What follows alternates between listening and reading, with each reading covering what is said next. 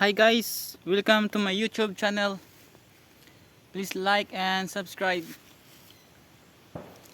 Dito naman tayo guys sa bundok ngayon. Magtatanim po tayo ng mga puno ng saging. Para sa ilang taon, next years, may aanihin po tayo guys. Kasi wala pa tayong permanent na trabaho ngayon.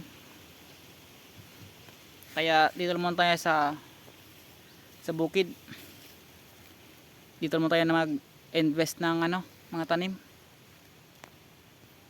Para di masayang yung oras natin guys na wala tayong ginagawa.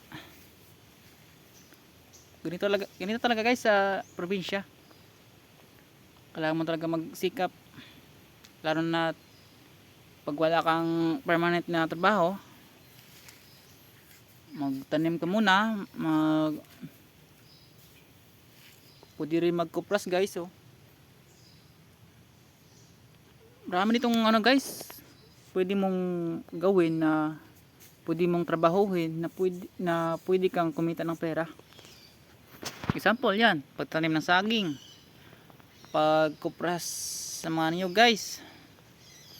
Pwede rin magtanim ka ng mga guys, mga kamuting kahoy, another root crops guys, mga kamuti. Ayan guys, pwede rin magsiba ka ng kahoy guys. Kung gusto mong pangbenta ng panggatong, pwede rin magsibak ng kahoy. Pwede rin